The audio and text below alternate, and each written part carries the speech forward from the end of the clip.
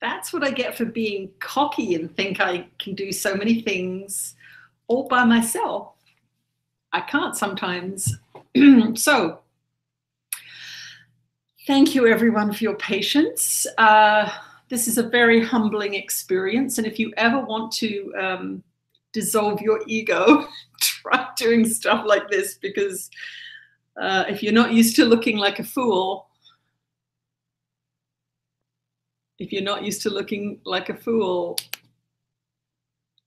oh God, you will look like a fool learning all this new stuff in public, in front of people. So I am once again a little stressed out, so I'm gonna have a little sip of tea. Welcome you all. Thank you, thank you, thank you.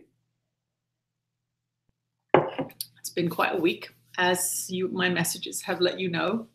One of the reasons that I'm sharing some of the stresses of what's happening is just so that you can be a little patient. Sometimes when one thing goes wrong, I get 20 emails immediately from people wondering what's happening. And so it gets a little overwhelming. So anytime that you're having problems as we're going through this transition, I really appreciate just a little patience. The website is moving from one server to another, and a whole bunch of things have to happen for that to happen. And there are some mix-ups. So yeah, just know that if you want to send an email about something not working, there are about 30 other people doing the same thing. So just please try and be patient. I know it's frustrating. You've paid for your memberships and you want your products, but it is just a very challenging time. And as you can see, Ken is being amazing.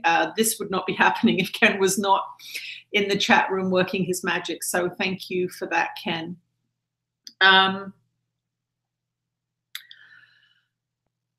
I am going to go to, I'm just going to go to Jesus straight away, because he always calms me down, which is in need of happening right now.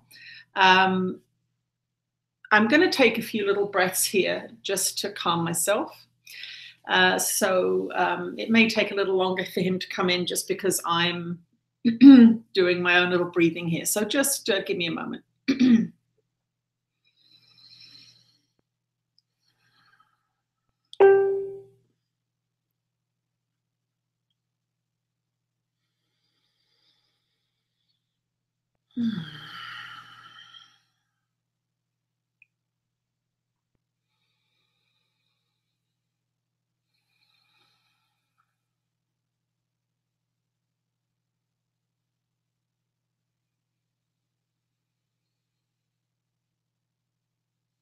You are blessed beings indeed. I am that one that you know as Jesus, and we are very appreciative of all of you being appreciative of the beings that are doing this work. As you can imagine, you are all doing your Course in Miracles work, your forgiveness practice in private. You are not doing it in public. And this is a very, very enlightening practice for this being. When you consider that in a lot of ways she is beginning to live her life in public, you are beginning to see the challenges of the work she is doing. This is her path to awakening. Her path to enlightenment is through this work. And it is very important for those of you on this journey with her, with this teaching, with this ministry, to take under your wing, to take into your heart your version of what she's doing. Many of you are breaking out of your old routines. Many of you are stepping into more adventurous lives. And some of you are seeing the other beings in this group doing that. And you are nervous to do it yourself. You are inspired to do it yourself. This is happening as well. Many of you are really feeling the difficulty in creating the life that you want to have.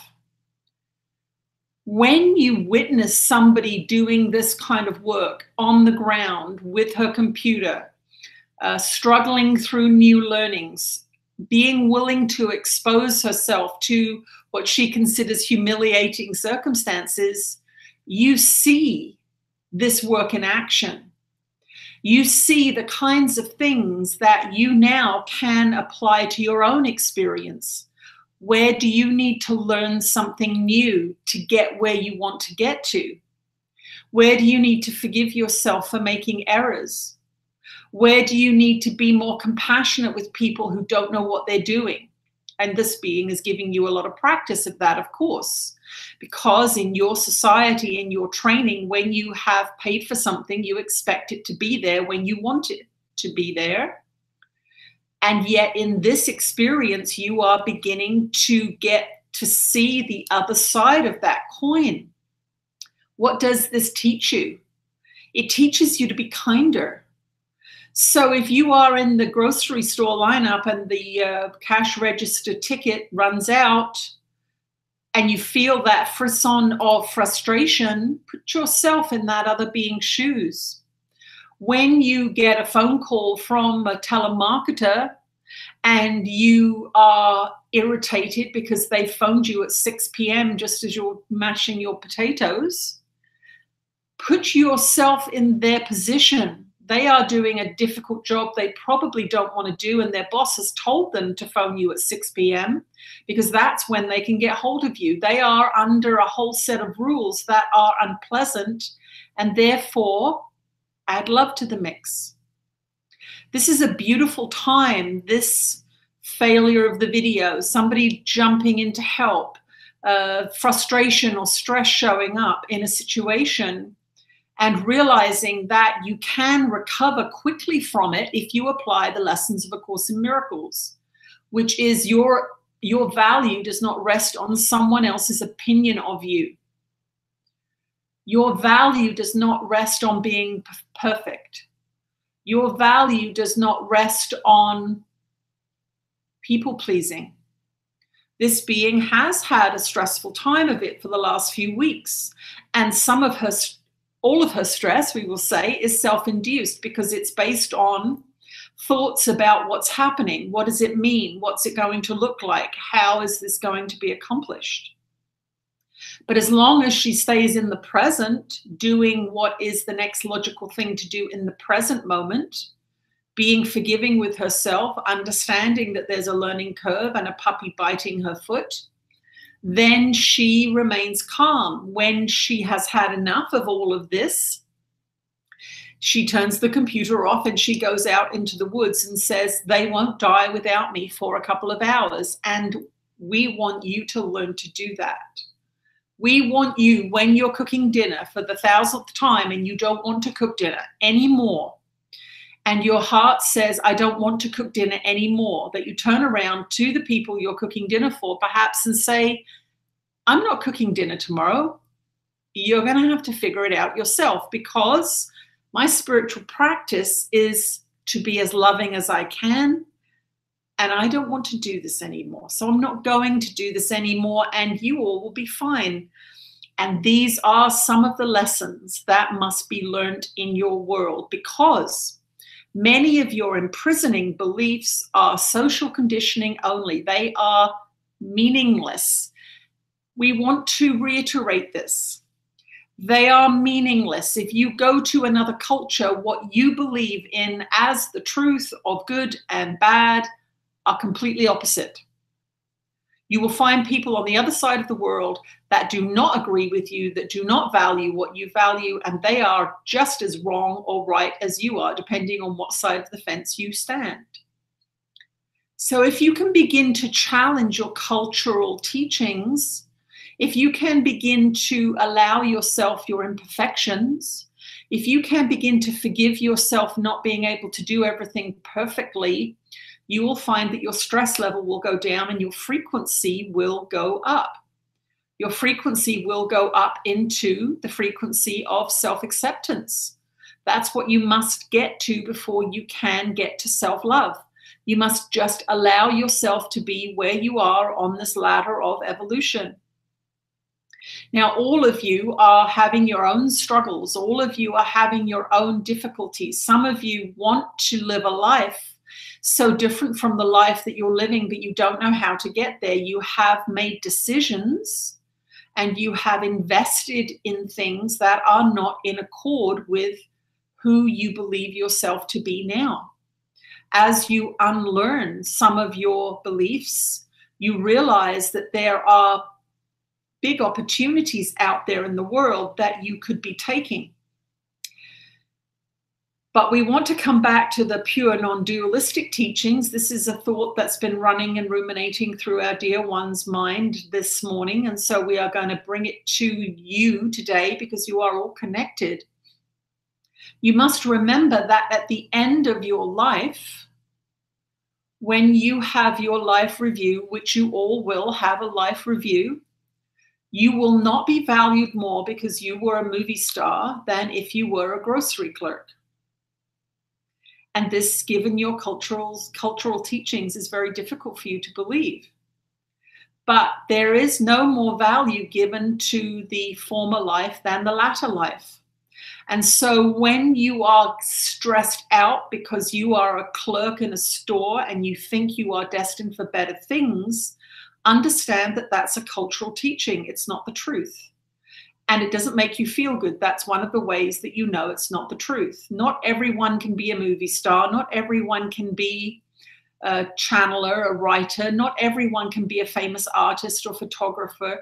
Not everyone can be that special person, being that the ego so wants you to be. And this is one of the great liabilities of your society, where you will not allow yourself to just be an ordinary person undoing the ego. This practice, the ordinary person undoing the ego, is at times easier than being the movie star or the politician undoing the ego. Because you are not on a public stage. You are not being revered by other beings and believing the marketing about yourself. So important to let yourself be an ordinary human being and yet know that the most powerful path you can take is the path towards dissolving the ego. And yet for each of you, it will look different. Each one of you has different assignments that are specifically designed for the undoing of your particular configuration of fears and limiting beliefs and ideas. So those of you in this group, we don't want you comparing yourself to anyone else. Some of you who are not traveling, for example, are so racked with envy for those that are traveling that you forget that that is not your assignment right now. And so when you wish you were doing something other than what you are doing, you are looking at someone else's blueprint healing program and saying that should be my blueprint healing program. But if you have not got those issues to deal with, that will not be what your program looks like. So for some people, their program will involve them getting married and having children and living in a house and paying a mortgage. And they, in that program, may look at the 20, 30-something traveling around with a backpack and begging for that experience.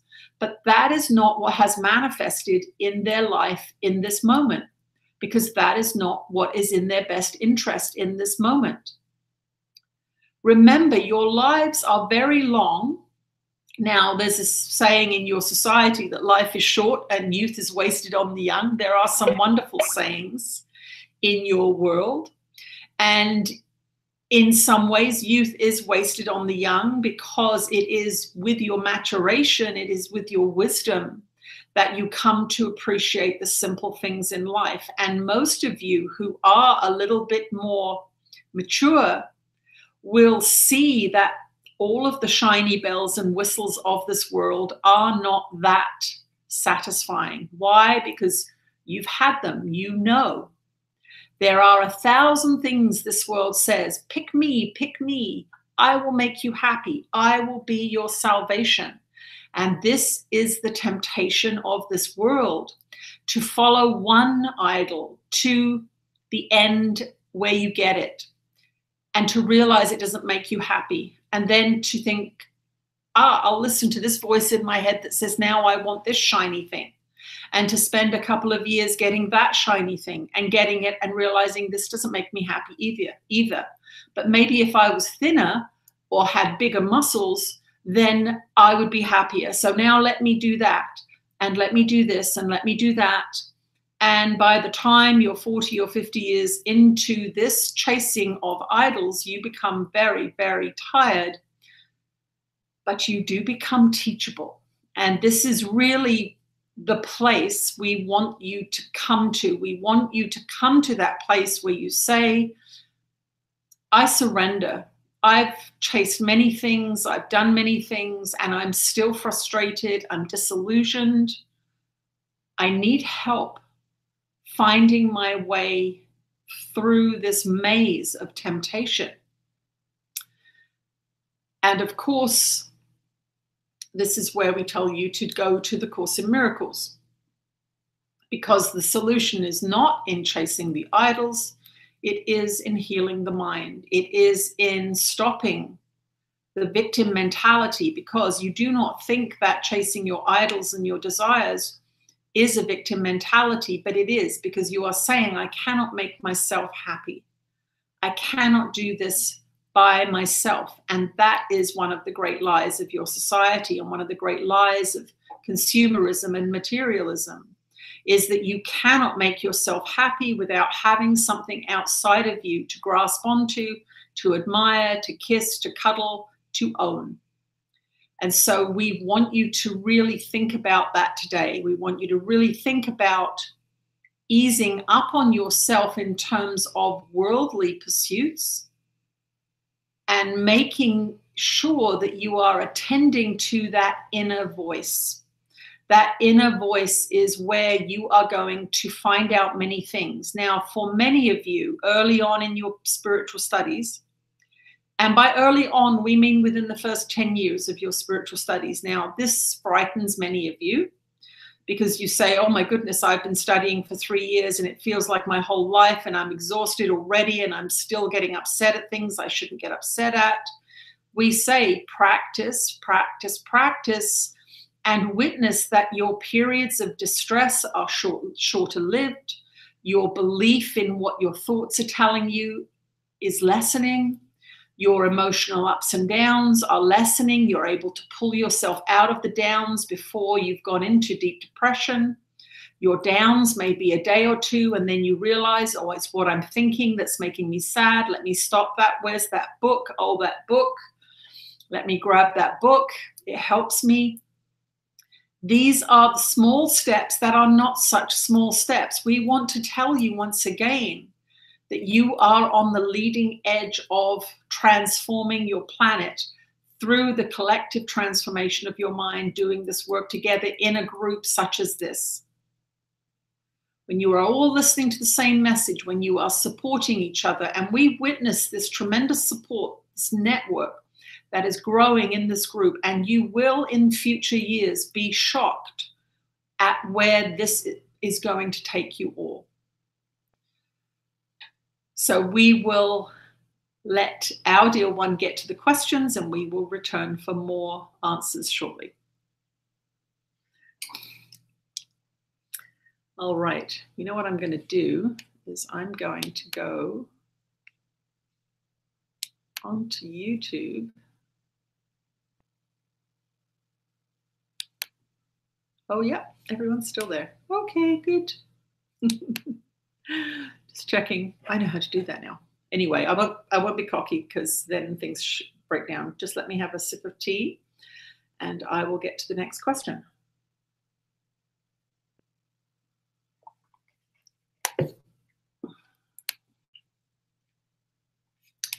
Okay. Hi, Jesus and Ananda. Marielle here. Hello, Marielle. Is the Kundalini process a necessary step for enlightenment? Very, very good question. Let's let Ananda come through, and we'll see what they have to say.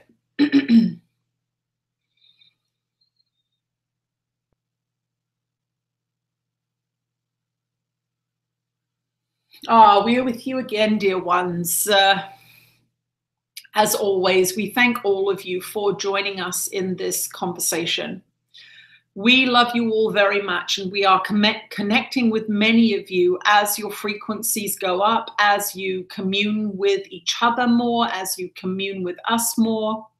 And we want you to understand that even though many of you struggle still with negative emotions, struggle still with feelings of scarcity and fear, that you are, as a collective, that all of the beings that join us regularly in this live streaming event and participate in the productions that are produced by this being, that you are all incrementally raising your frequencies because you are reaching out to love to solve your problems.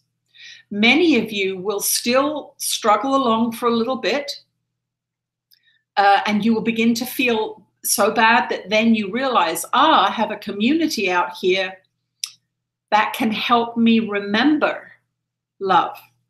Now, this may seem contradictory to this idea of seeking outside of yourself for that which brings peace, that which brings connection, that which brings you back to center.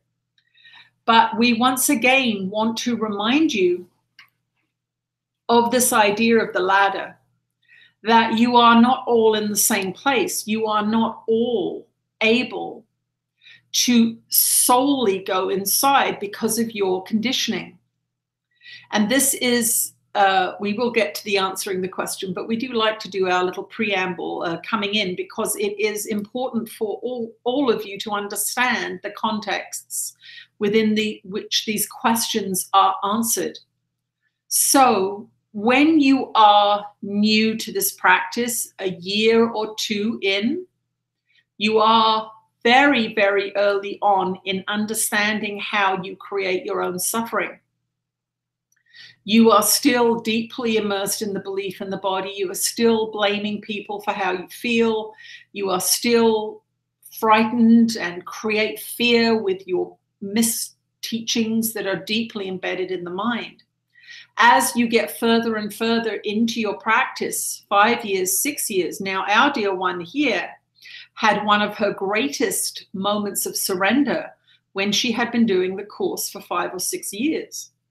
Now, for those of you 2 or 3 years in, you may think, oh my goodness, that's incredible that took that long.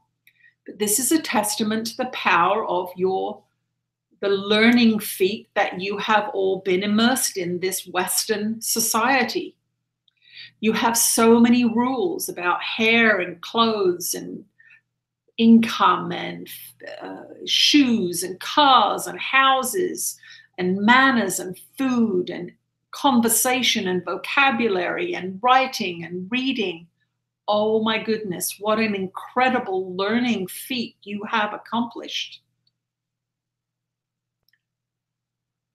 If you think about that learning feat, you realize that 2 or 3 or 4 years of doing A Course in Miracles is not that long. And you recall, as you look at a day, I say I'm doing A Course in Miracles, but 99% of the day, I'm not doing A Course in Miracles. I forget my lessons. I get sucked into the world. Now, all of these things are fine. They are fine. You have to be where you are. You cannot pretend to be more spiritual than you are. What you can do is you can practice to the best of your ability that which you can remember. And when you forget, you allow yourself to forget and say, I forgot last hour's lesson. Let me do this hour's lesson better. And do not attack yourself for the errors you have made. And this is what over time brings about this dedication to forgiveness, this understanding that you must learn a new way. And how did your teachers teach you the old way? Deep indoctrination. Hours and hours spent studying your alphabet and your writing and your mathematics, disciplines when you did it wrong, punishments when you did it wrong, parental punishments when you did not achieve the goals set by your society. You were deeply indoctrinated to learn what you have learned. Now, we cannot do to you what your teachers and parents and Sunday school teachers did to you. That is not loving. But what we can say is, remember what was done to you, because it is such a powerful load that you carry, a burden that you bear. Now, Kundalini energy is an energy that is activated at a certain frequency of existence, consciousness, beingness.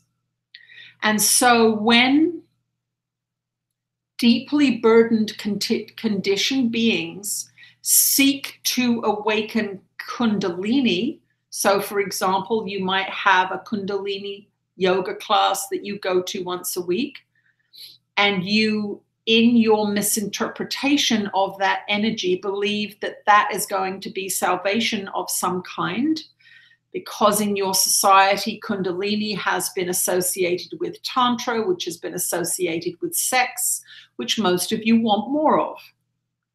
So you go to your Tuesday evening Kundalini class and think, this is a good idea. I would like a boyfriend or a girlfriend, or the one I have, I'm not having enough sex with, or it's not good enough. This sounds like a really good idea to the ego. To force something to happen that is really above your station. And we don't mean that in a derogatory sense, but we mean that as in a kindergarten class student trying to study a high school level curriculum. You might learn a little bit of it, you might get something, but mostly you'll get overwhelmed. And that is the caveat we spoke about many times in Making Love to God.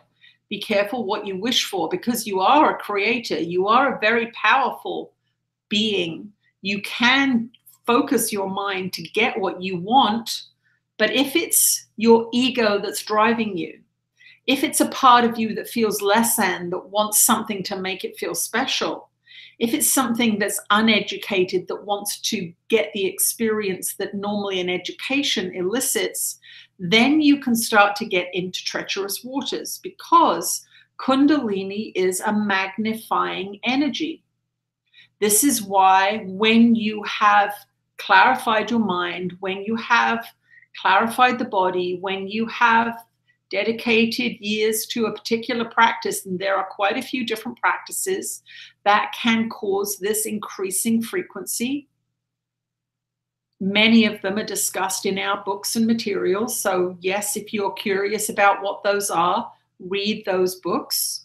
It's very important to understand that the books that we bring through this being cover many of the subjects that you are asking questions about. So go and check those books out. If you do not want to buy a book, go to your library and ask them to order it for you. And that way you are helping your fellow brothers and sisters in your town to get that material into the library. And we would even ask all of you to do that. It's a wonderful gift to give to your community to get these books in your libraries. But Kundalini is the Ferrari of energies. So just as a new licensee for driving would not be given a Ferrari because they would not be able to handle it, and so Kundalini is very much like that. It magnifies everything that you are.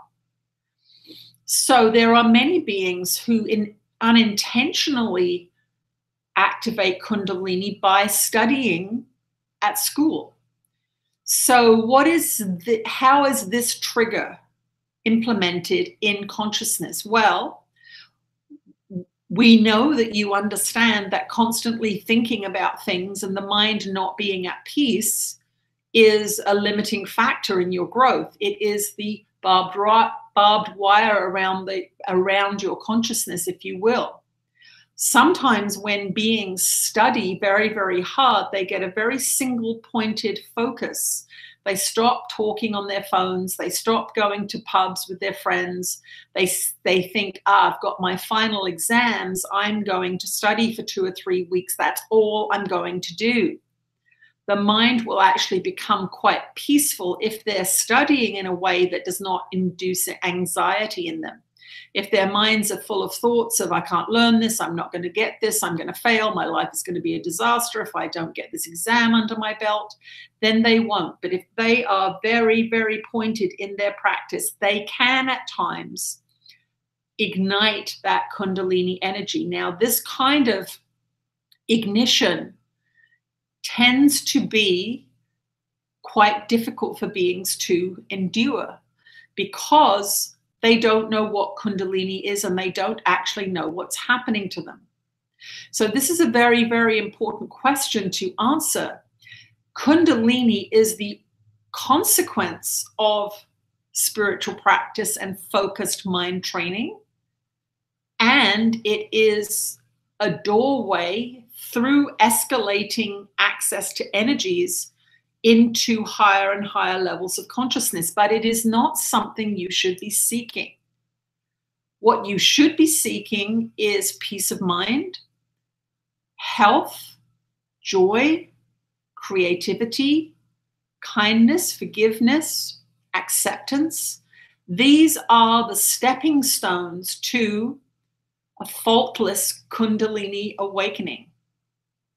Now, this being, through her dedicated practice of A Course in Miracles, reached a point where her prayer and meditation and forgiveness practice was elevated to such a degree that contact was made, conscious contact was made from our side. So from our side, what does this look like? This is a very interesting thing for you all to contemplate. When we look at your frequencies, the lower frequency beings do not show up. Just as A Course in Miracles says, if it's not love, it's not real. So if you are in a very low frequency place, there is a darkness there that is not attention getting from Spirit's side. As you go through your forgiveness practice, as you study A Course in Miracles lessons, of course, there are other pathways that many other beings take, but we are specifically speaking to Course in Miracles students here.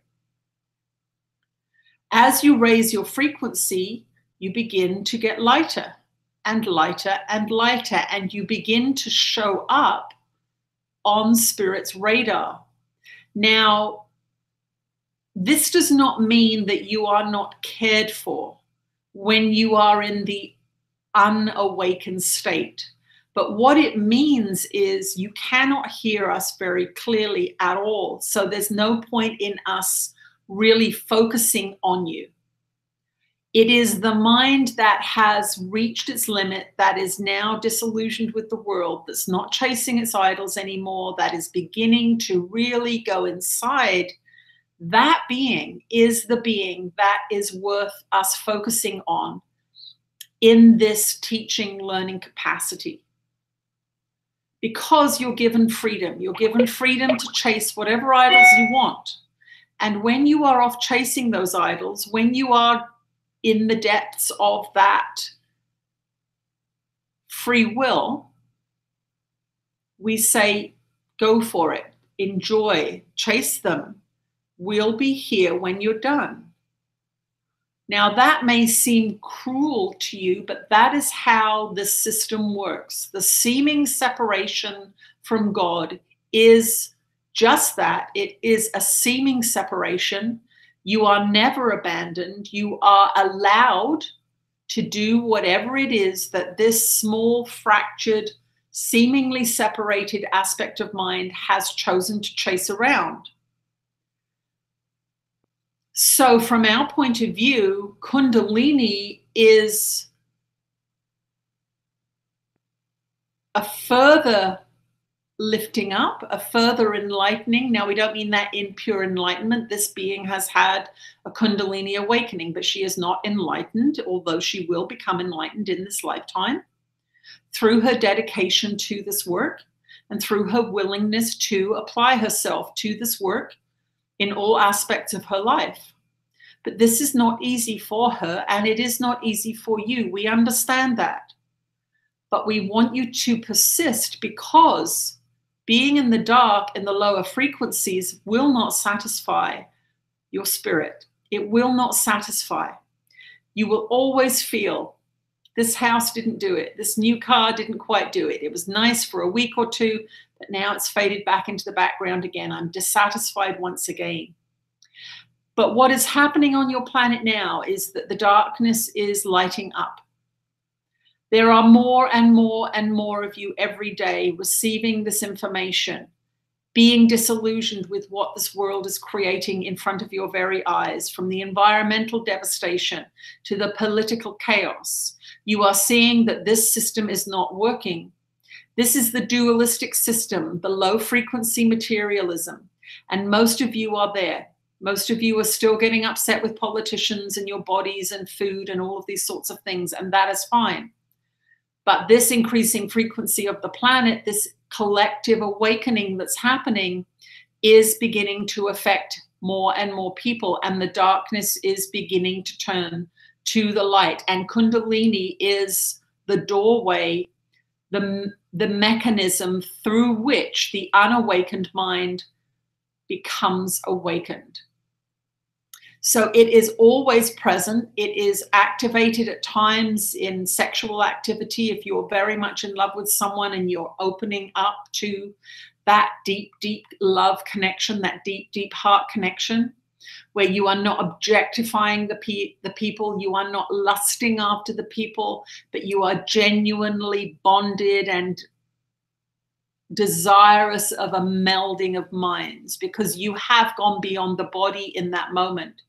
The trouble with most Kundalini practices in your society is that they become very body focused and focused on having better physical sex. So now we know that's a very, very long and rambling answer, but this is one of the great joys of the live streaming, is that we have the ability to answer questions. So Kundalini is an effect of the raising of consciousness. It's like walking up a stairway, and Kundalini is the door into the next level. You must walk up the stairway and use your own will to open that door if you want to get into the next level of consciousness. So we hope that answers your question, and we will give our dear one now time to have a little sip of her drink, and we will return shortly for more. All right. Okay. A few seconds for Tina to have a sip of tea.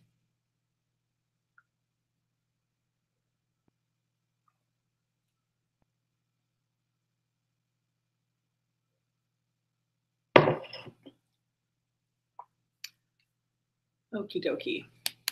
Let me get the next question here. Dear Jesus and Ananda, many here in this group are starting to channel and receive light language communication. How do we know that these are benevolent, high vibration sources? Tina has Ananda, who are her gatekeepers. Which other entities have to go through before Tina can be contacted? Who do we have as gatekeeper, and what can we do? Aside from raising our vibration through ACIM forgiveness, to know that we are safe with the entities we allow into our consciousness. Thank you, blessings. Akasha, it says. Okay. I know that on the question page, somebody posted quite a few references to other channel sessions where this has come up. So thank you for doing that. Always nice to be able to refer back to other sessions. I will bring Jesus through and let him answer this.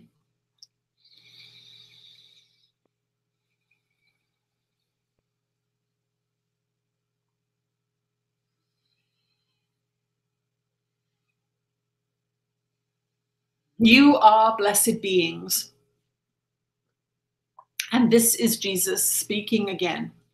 Your practice throughout your day is your protection.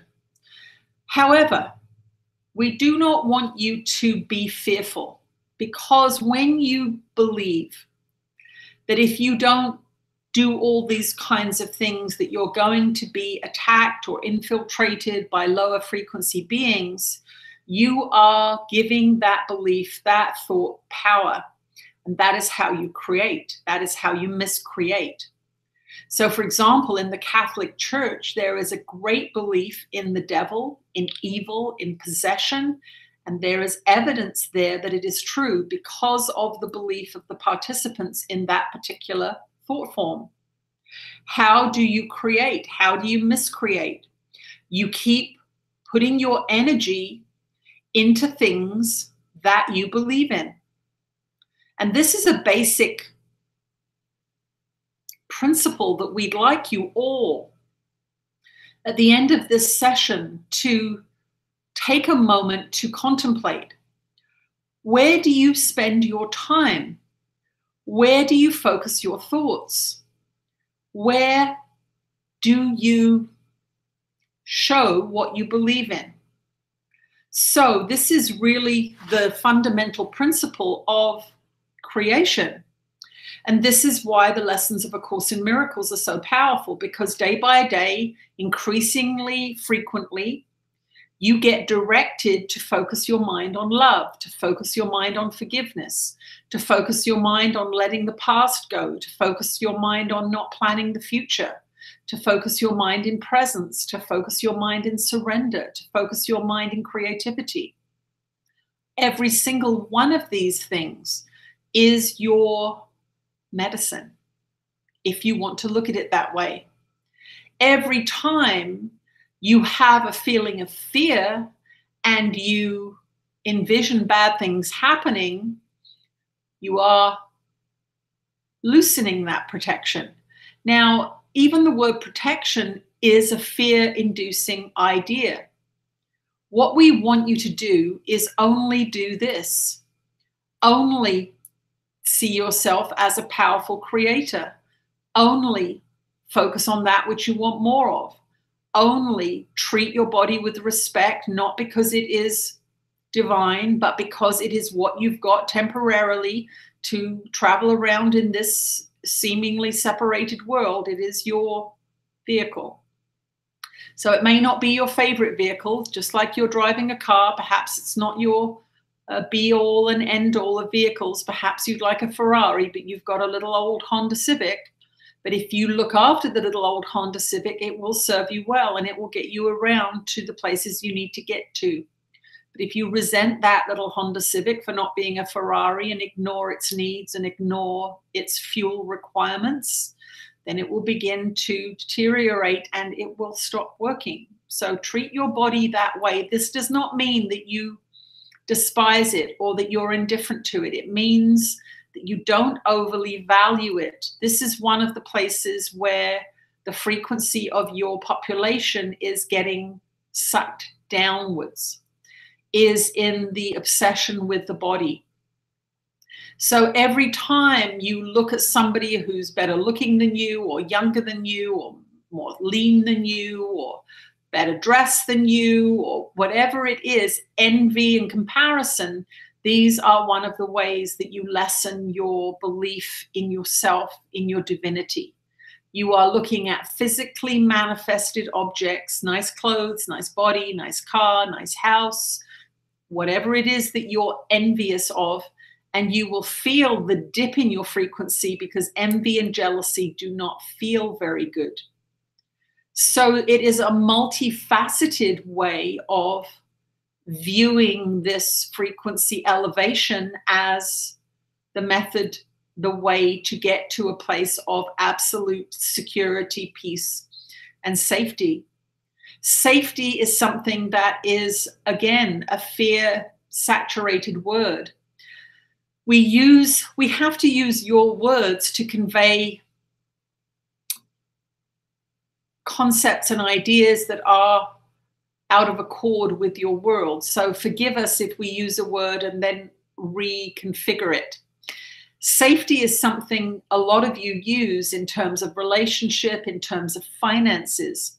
Safety means that you think you need to defend yourself against something That means that you believe you're a victim of the world you see. This is one of the basic teachings, of Course in Miracles. Now, when these questions get asked, what can we do other than study the lessons of A Course in Miracles? Because you know that that is what we prescribe for every problem, because there is only one problem, and that is your separation from your understanding that you are at home in God now, in this very moment. This seeming separation is just that. It is an illusion. But if you believe in it, then you must study something that teaches you not to believe in it. Otherwise, you are going to be moving the chairs around on the Titanic. We like this analogy because you all understand what it means. The ship must change direction. Moving the chairs around on the Titanic is a waste of time.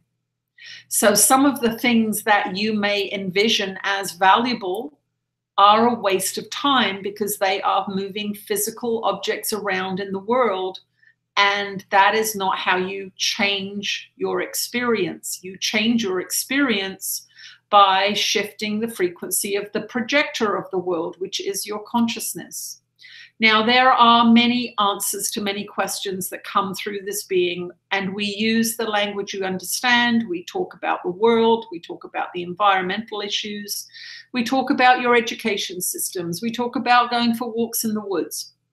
And yes, these are all taking place in the world, and the pure, non-dualistic Course in Miracles student will say none of these things matter. None of these things change anything, because the only thing that matters is changing your mind. And in truth, that is so. But you believe in what you believe in. You seem to be living in the world that you live in and experience as your reality. And we must communicate with you in that place and time and on that rung of the ladder that you find yourself on. So you will seem to get contradictory information. And if you're on the first rung and if you're on the 50th rung, you're going to get different information, because if you're on the 50th rung, you can understand the new information. One of the things that we want to remind those of you on the 50th rung is not to dismiss the struggles and difficulties of those on the first or the second rung, because this does not help. What helps is you remembering how difficult it was when you were on the first or second rung, and bringing compassion and love, but not lecturing to beings that you are speaking to. To remember that when you were afraid, or when you had financial fear, for example, that's been relieved, the miracle of that relief through the study of A Course in Miracles. So important to remember how terrifying it was to believe in those ideas. So we do notice this sometimes, and it is not a slap on the wrist. It is merely a reminder. Remember, for those of you that are accomplished in these teachings, remember that beginners really, really do have a difficult time because they believe in the world. Those of you that are still afraid of infiltration by lower entities are showing yourself where your vibration is. So if you have that fear, if you feel that fear in your body, what we want you to understand is that that is showing you some beliefs now that are surfacing in your mind for you to clear and heal up. So if you are afraid and constantly protecting yourself against infiltration or violation by other beings, understand that you need to see that. I'm generating fear from my belief that this can happen to me. That means that I'm still seeing myself as a victim of the world. One of the things that this being did on her path was to not have a television. In those days, these olden days, she did not have a computer, and she would often disconnect her phone. Now, this is not something that the ordinary being is willing to do. Most of you do not have any intention or desire to do that kind of intense isolation program, retreat program. But we want you to understand that each one of those factors is a contributing factor to the inputting and conditioning of some of these fearful ideas in the mind. One of the things that is very, very important is to never watch any kind of show that is possession focused, that is intruder focused. So, for example, a frightening movie where someone is breaking into the house or somebody is a victim of a crime. You will notice how many of these shows there are on your television stations. They are planting seeds of fear, and they are planting seeds of the potential intruder in your mind, which is what must be there for an intruder to be able to get to you. So this is one of the fundamental things that you can do, is you can say, I'm watching a movie about a woman in a house alone in the woods, and she's afraid that someone's going to break in. I'm planting a seed in my mind right now for someone to break into my mind. This is not how you're taught to look at these programs, but that's why they are so pervasive, because it keeps the psychological and spiritual doors open for infiltration. Now, once again, in truth, the light and the dark are all one. They are all part of the dualistic play. The yin-yang symbols, bring that into mind and see that there is light in the darkness and there is darkness in the light, and together they make a perfect whole. The perfect whole is all that is. All that is demonstrating everything you need to see, everything you need to understand, everything that is miscreation and creation combined. It is a holistic expression. You just have to decide which side are you going to stand on and how are you going to demonstrate that belief. You're going to demonstrate it in your practice. You're going to demonstrate it in your behavior. Your behavior reinforces your beliefs. So if you believe something that you no longer wish to believe, then you start to practice as if that belief is no longer true. You're going to reinforce the new belief by new behavior, and you will have to coerce yourself a little bit into new behavior. So if you choose to stand in the dark, on the dark side, you are still within the whole. And this is one of the great errors of thought in your society, is that the Hitlers and the Stalins and the oppressors of beings are not of God. They are of God. They are contained within the yin and the yang symbol.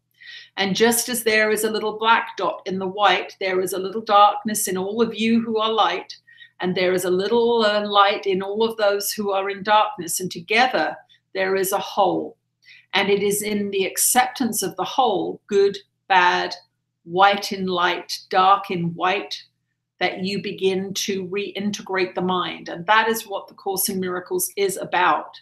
It is about understanding that everything is okay in all the world, and that to rail and fight and hate anything gives it energy, because it's all contained within the one mind. Anything you hate, anything you rail against, anything you fight about is contained within the one mind. So coming to a place of peace and acceptance, yes, there is the darkness over there. I'm witnessing it, and I have a little bit of darkness in me. I'm witnessing it in my short-temperedness, or my anger, or my volatility, or my depression, or my aggression. It's all part of the same mind, the one mind of that which you would call the sonship. Do not fear, but invest in what you want more of. Do not fear, but nurture that which you wish to grow. Do not fear, and do not judge that which you do not understand, for you have not walked in other people's shoes. You do not know what their karmic history is, what their blueprint is. And in the end, you do not know how this place functions. We use many words to try and teach you how to understand this place. And we want you to go to the basics. Whenever you become confused, whenever you become fearful, pick up those books, the Course in Miracles or the books that this being has written, and go to them and say, I'm in fear, I'm confused, I have become lost in my mind again. Let me go back to truth. Let me go back to a place where I know there is love for me, even if I can't find it. And that will always be the medicine that will take you to eventually that place where you do not fear. And as we came into this being, as we came into communication with this being, there was no fear in her anymore, because she knew where she was. She knew that she had done the work of forgiveness and prayer and meditation, and she had sought love to the best of her ability for many years. And so when this communication came, she understood. So if you are not sure, if you are fearful, go back to the basics and do that for a little while until you feel yourself calm again. There are many open minds now, and there are many systems breaking down that have the ability to communicate their fear, their desire to regain control.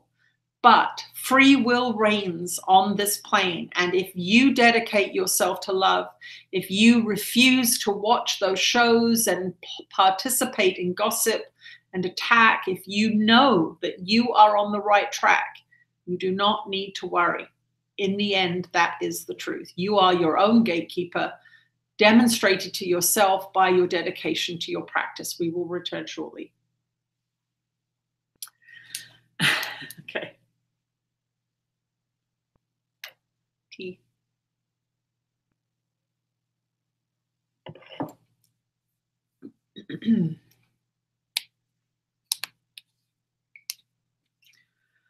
All right.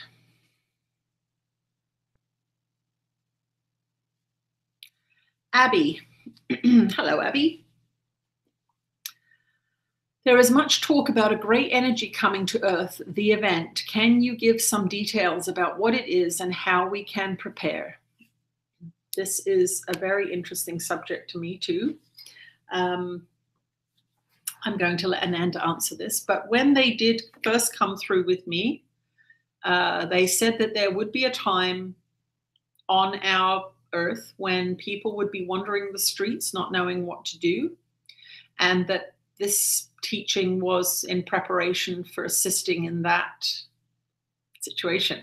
So very, very early on when they came through, they indicated that there were going to be some big global changes and transitions that people would confuse people. So I've kind of had this in my mind for quite some time, not knowing specifically what it is and not really pursuing it. Sometimes people will ask me, why don't you ask these questions? But I think it's, from my own personal point of view, it's because through my Course in Miracles training, I learned to trust that whatever was going to happen to me was in my best interest, and that trying to avoid something in the future would create a feeling of fear, which meant I was wrong. I shouldn't be doing that.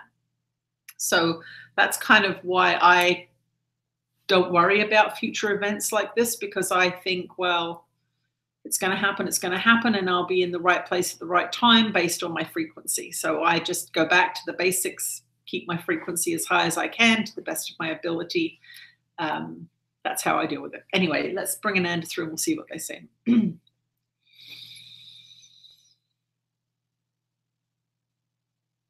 We're with you again, dear ones. Your spiritual season is coming to an end. And this is how we word it, because you understand the principle of seasons. You understand that in the beginning of spring, in your world, when the leaves are bursting forth and the flowers are out and the bees are buzzing around the apple blossoms, there is no indication of winter. But because the seasons are relatively short and you are taught about them and you have experienced them, You know that winter is coming, and it is one of those things that makes you love spring so. The winter itself actually allows you to appreciate spring more. Now, there are great galactic seasons that you have been kept ignorant of, and there have been many teachings bringing through prescriptions that will assist you in handling these shifts in galactic season. But because of your training programs on the society, you have been kept in ignorance.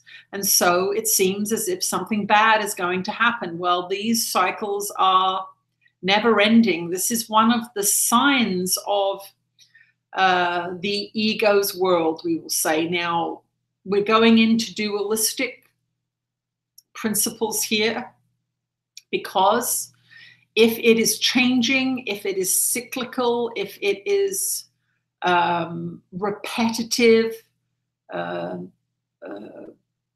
these are often signs that this is part of the ego's world. The creations of God, all that is, are never ending. So this is one of the basic principles of this world that you are in, is that you are born, you seem to live out your life, and you die. There's a lot of pain, there's a lot of suffering, there's a lot of scarcity, there's a lot of not love. And so this world demonstrates to you that God is not at play in many of these actions. And so when you come to the end of a season, it is a demonstration that it is part of the ego mechanics of this three-dimensional world. Now, this is coming up a lot in your minds because of the extraterrestrial components that this being is bringing through, because you think, well, are they physical beings or are they great enlightened teachers? Is this more spiritual than us on earth? And we want you to know that just as there are very, very loving beings manifested in physical bodies, although if they are manifested in physical bodies, there is a limit to their degree of accomplishment. The bodhisattvas, the great enlightened ones, do come in once in a while in physical form to assist in the evolution of humanity's consciousness, that they really are not in need of the experience of a physical body anymore. So in this world of physicality, you have highly evolved beings, you have beings that are not highly evolved, that are in the denser realms. And in the extraterrestrial realms, you have the same thing. So it is not that different. You have beings that are lower frequency beings that are manipulative and controlling and take advantage of other terrestrial and non-terrestrial beings. And you have highly evolved beings who are taking on more of a guardianship role, a teacher role. So you have the gamut, the bell curve, if you will, of good to light to dark in terrestrial beings, and you have the bell curve of light to dark in extraterrestrial beings. The cycles of this world are of the egoic consciousness. This reality that you know as the physical world is going to go through a great shift, and it is a seasonal harvest. So just as the actions in a garden are precipitated by seemingly outside circumstances, so the temperature going down lets the farmer know, the harvester know, time to bring the apples in, time to bring the tomatoes in, time to bring all these fruits and vegetables in and deal with them. That is what the end of the summer season into the harvest season is, and that is what's happening here. It does not mean that the garden is not going to grow again. It does not mean that there is a bad thing happening. What it means is that there is a time for harvest, just as there is a time for harvest in your garden. if you don't pay attention to the timing of the harvest in your garden, you will not have the rewards of that summer season to appreciate. If in your spiritual practice you have not paid attention, then you will not be able to appreciate the harvest either. So harvesting is a word that we want you to see as very, very positive. There is a tendency for the uneducated, lower frequency mind to see the word harvest as detrimental, as violent, as persecuting, as judgmental. This is where the wording of the Bible has come in to contaminate the mind, this belief that there is this last judgment. That is the origin of that belief, the knowledge of the spiritual harvest. But it is the ego's use of that phrase that has terrified all of you, and it is not going to be like that. It is going to be exactly what a harvest is. It means the fruit has ripened. It has come to a place of perfection that makes it beautiful. Now, that is the way that we'd like you to look at these impending transformations in your society. Now, for those of you that are of an elevated frequency, you already understand that this is a positive experience. You already understand that there is no Wednesday afternoon at 2 o'clock when this thing is going to happen. You already understand that the ego aspects that are still active in your mind will chew away at that date and time like a dog gnawing a bone. And so you understand that it is not to your benefit to focus or be given that time, day, and date. And in fact, it is a escalating, systematic and systemic increase in light that you are going to be feeling. Now, what is light? Light is the methodology through which life comes into being in this realm. So more light means more life. Light contains information. And this is something that has been hidden from you in your society. You think of light as just this thing that helps you see. You are very superficial in the way that you look at it. But it contains information.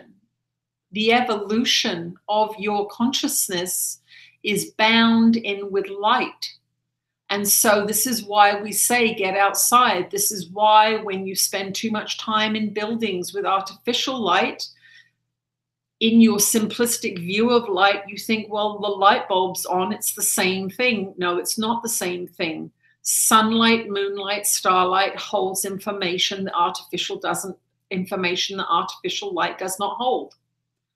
So it is the same as your floor in your house. You think, well, I've got my feet on the floor, I'm grounded. No, it's very different than being barefoot on the earth. These are some of the learnings in your society that have disempowered you, disconnected you from the relentless information and upgrading that comes from the natural world. So it is a spiritual event, but it is an event of spirit that is involved in the time-bound world for now.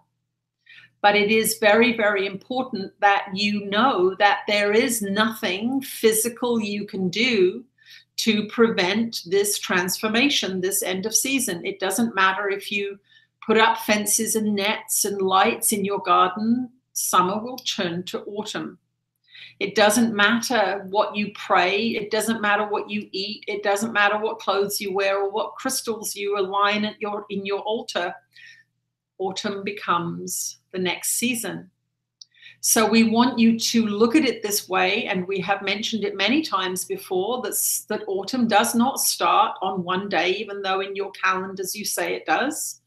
If you are involved in nature, if you are outside, you know, you feel the temperature going down, you feel the humidity going up, you feel the light changing. It is a multifaceted process. And this process that is coming is a multifaceted process. And the more natural light you are able to immerse yourself in, the more natural upgrades you will receive. The more you can put your feet on the ground, the more natural upgrades you will receive. You are physical beings temporarily experiencing this physical world, and there is a mismatch in some ways. The purely non-dualistic teachings of A Course in Miracles say, don't worry about the world, it's not real. And the partially non-dualistic teachings that we sometimes employ with you as beings that are still immersed in the ego mind, still believing in bodies, still experiencing yourself as an individual being in this separated mentality, we must ask you to listen to both sides of the coin. Do what we say in physical terms, because that is where you find, that's the rung of the ladder that you are on right now. And always go to the pure, ultimate non-dualistic teachings in times of fear or confusion, because that is where you are aiming. So there is a combination, combination going on here. Resort to the non-dualistic, pure non-dualistic teachings of A Course in Miracles when you are lost. Again, the books of this being, when you are becoming lost. And if you are feeling solid, if you are feeling, and we mean solid in the sense in grounded in your practice, happy, consistently practicing your forgiveness practice, that is your preparation for the end of the spiritual season. And you cannot, in the next couple of years, really shift your trajectory that much. All you can do is say, I'm starting to feel better with this practice. I'm starting to feel more connected. I'm starting to feel more holy. I am on the right track, and I am not going to get into a panic, because the panic means I'm in my ego. It means the ego thinks something bad is going to happen. I'm an eternal spiritual being. Nothing bad can happen to me. In the end, my consciousness was before this body, and it will be after this body. I am an eternal being. And that is the thought that we'd like you to go to when you do feel fear around these things. Immediately, parents will say, where are my children going to be? Are they going to be okay? Can I bring my pets with me? On and on. But these are all thoughts and ideas of the ego, the body, the separated consciousness, the physical mind. We ask you to be brave. We ask you to keep going on the journey that you're on with us, with our dear one, with the books, with these videos, and with these kinds of teachings, and know that that is exactly what they were brought here to do. They are not brought here to scare you. They are not brought here to give you a date and a time. They are brought here to prepare you in the most profound way for your ascension. That is what we want you to focus on. Do I feel a bit better today than I did yesterday? Yes. If I'm feeling sad today, what am I doing to make myself feel sad today? Am I obsessing about things I haven't got, or things that someone else has? Or am I obsessing about dying? Or am I obsessing about something bad happening in the world? We want you to know life and death have continued to happen on this plane for thousands and thousands and thousands of years. Why? Because that's what people believe in, and they believe in the physical material world, the separated body. The only way out of that cycle is to go to non-dualistic teachings, to do and practice repeatedly what Jesus has taught, and to bring that into a more powerful influence in your life. So it's going to be more light. You're already receiving a lot more light than you were a few years ago. You began to enter this light phase of your journey through the universe. In the 1940s, that is when the beginnings of this increasing light came. And this increasing light brings increasing information, and you are watching a shift in consciousness that is not only called from within, but it is reflected out back to you in the world that you experience. So it is a chicken and egg thing. You don't know which one came first. It doesn't matter. Your world reflects your consciousness. Your consciousness reflects your world. So understand that what you do internally will shift and change you to prepare for that light event. It is not one event. It is already underway. You will see the increasing activities and shifts and changes in all the planets in your solar system. All of the beings in your experience, both terrestrial and extraterrestrial, are having to prepare for change. And so that is what we want to promote in our messages. Not panicking, not panic buying, but slow and steady continuation of your practice, knowing that the better you feel, the better things will go. We will return shortly. Sorry, that was me wondering what the time was. Oh dear, what is the time? 12:30. Oh, my battery's going to go. Okay, we had a bit of a late start, so let's just do one more question here.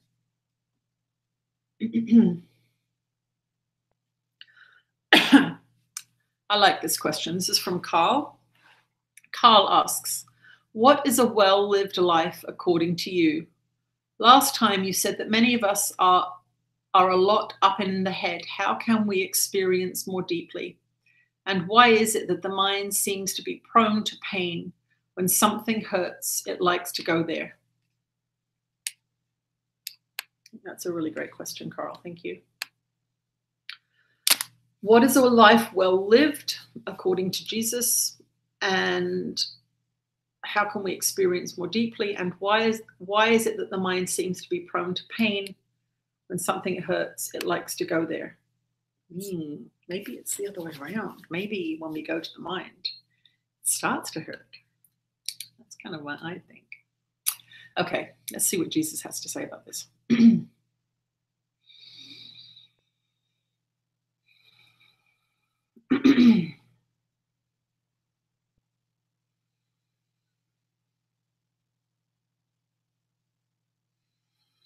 You are blessed beings, and that is one of the great ways for you to have a life well lived, is to see yourself that way. A lot of your pain and suffering is from attacking yourself, from judging yourself, from being mean to yourself. And the truth of the matter is, our dear one is right in this. If you are in presence, if you are accepting that you are a sacred being, a blessed being, having exactly the experience you need to awaken, then you won't go into your mind, mental concepts, memories, training programs to try and figure out what to do. You will experience something and you will say, how do I feel about this? I would like more of this. This is nice. I'm curious about this. But if you go to the mind, you will become confused because you say, well, I'd like to experience this, but my mother told me it was wrong, or my church told me it was wrong, and that I'd be punished for following that guidance. So now you have conflict. What is conflict? Suffering. So all suffering is a mind trying to discern between decisions that are attempting to be made. Fear is generated by conflicted beliefs in the mind. So if you have a belief, I want to find a partner to share my life with, and yet you have another belief in your mind that says that's very painful, I was hurt the last time I did that, that's not going to work for me, then you are going to feel suffering because there is conflict in the mind. But what has happened is you have gone from the heart, which is, I'd like to have a partner to share my life with, and I'd like to collaborate in co-creation with someone that is compatible. And then the mental idea, but the last time I did that, I got hurt. They're very, very different frequencies. Now, most of you, because of your overly intellectualized training programs in your society, will go with the thought because you've been trained out of listening to the feeling. And so this is what's actually happening when you get in conflict and you start to suffer, because you have profoundly powerful beliefs, incompatible, incongruent in the mind. This is why the lessons of A Course in Miracles bring peace to the mind, because you are now relinquishing many of the thoughts and beliefs and ideas that you've been trained into, like judging people that you think are bad. This is something that you're taught in the Western world. That person is bad. They should go to prison or even be killed for what they did. That thought will make you feel bad, and you will blame the person that you are observing for that feeling. What's actually making you feel bad is that is a very unloving thought, and it's out of accord with truth. So what the lessons of A Course in Miracles do, and some of you are still resisting them, so we want to encourage all of you who are still not believing in the lessons and saying, well, here I am on lesson 64 and my life is still a mess. This thing can't work. We want to remind you of the tens of thousands of hours of conditioning that have created your life, and your belief in them and your nurturance of them and your reinforcement of them over time has deeply ingrained them into your mind. And now we have new beliefs and ideas, the lovely and wholesome, holy ideas of the lessons of A Course in Miracles, the Johnny-come-lately ideas coming into the mind, and this huge learning feat that you have all accomplished, saying, well, that's not true. Look at all the evidence we have here. Look at all of this experience we have here. Look at all these people who agree with us. This new thought and idea cannot be true. And it is indeed a great act of faith to go through the lessons of A Course in Miracles and trust that you will begin to have a new experience. What is a life well lived? Well, a life well lived is anything that you choose to do, because that is the freedom that you are given. You are timeless beings in that sense. Now, and we know that there is a contradiction going on here, a spiritual paradox, where we're saying it's the end of a spiritual it's the end of a spiritual season. But what we want you to know, in the ultimate truth, everyone who moves ahead, everyone who gets to get a redo, are all eternal beings who will never ever be let go of, never ever be truly separated. But if you believe you're separated, if you're still acting as if you're separated, if you are in that consciousness, then that is where you are, and you will continue to do that to yourself until you don't do it to yourself. Every being, every seemingly separated being here is truly one with the divine. It is not so that you are alone, but you are such powerful creators and believers and manifestors and deciders that you can bring into being whatever experience you believe in. And that is the work. If you want to live a life well lived, we want you to begin to know yourself through the books that this being writes and the Course in Miracles.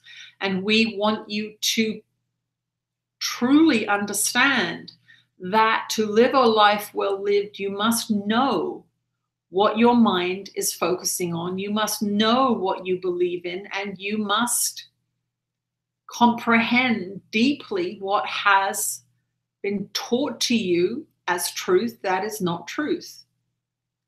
You are made of love, from love, for love. And whenever you slip out of that truth, you will suffer. But when you slip out of that truth unconsciously, you don't realize that you're causing your own suffering. And you can have surrounded yourself with beings that are reiterating those untruths back to you and may even have taught you those untruths. And this is why A Course in Miracles is a self-study program, because it's very difficult in the separated frequency, the default mode of this place. It is very difficult for you to find beings who are going to be truly loving to you. Many of you have parents who are teaching you things that are highly dysfunctional, and call it love. If you go to them for advice, then you are going to be continually led astray. If you go to A Course in Miracles lessons and practice and the books that this being has written and brought through, you will be led truly along the path to that return to love, that true return to love, where you stop choosing not love and only choose love. But you are all on the same road. You are all on the same pathway. You are merely walking towards love, or you are walking away from love, and you will know by how you feel. The closer you get to love, the better you feel. If you're suffering, you say, oh, I'm making choices that are unloving. Can I discern them? No, I cannot. Okay, let me learn some more about myself. Let me get back to the lessons of A Course in Miracles and admit that I don't know how to do this. Let me not be cocky and say, well, I'm halfway through the lessons and I'm still suffering, so this must not work. If you're honest with yourself and you've done the lessons truly, you will see changes straight away. You will begin to have more peace. You will begin to understand your mind more. You will begin to be kinder to yourself and other beings, because you're beginning to see that there is a different experience possible. So a life well lived is any life. That is not what you were expecting us to say. Every being on this planet is having a valid experience on some level. And because it's physical, and because the unreal doesn't exist, only love exists, anything that's not loving is not held against you. And that is the ultimate forgiveness. Any mistake you've made because your mind was out of accord with truth will never be held against you. You will never be punished for it. You will get to reap what you sow, however, and that is not punishment. That is creation or miscreation. So make sure that you are sowing the seeds that you want to grow into trees that will bear fruit. And remember, you will have to eat the fruit of the trees that you grow. You are not being punished. You are being given freedom. You are loved so much that you are given the freedom to choose whatever it is that you wish to pursue. And in the end, you may pursue something that does not bring you the fruit that you want, and that is okay too. So ease up on yourselves and be diligent in your practice. Allow yourself to make errors and forgive yourself those errors immediately, and get back to the practice and live your life and explore this beautiful experience you get to have. And forgive yourself for the past. Let it go completely. The past only exists when you bring it into the mind in the present. Be in presence, be in study of your mind. That is where all of the good and all of the darkness is started. It is started in your unique, creative, and powerful consciousness. That is where all of the seeds are sown. From there, you cannot say something, you cannot do something, you cannot think something without the mind directing you based on what it believes to be true about this experience. So get to mind training, get to your forgiveness practice, and all else will come to you that you wish to seek. We will speak to you again at our next transmission.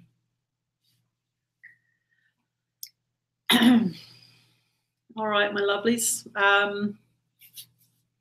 I know Ken's listening. So Ken, if you don't mind, for this transmission, if you could make sure that the recording is up for these lovely followers, that'd be great. And I'll talk to you on Skype or something soon. Thank you everyone for putting up with my shenanigans over the last couple of weeks. It's been challenging. Okay, I love you all very much, and I'll see you again soon.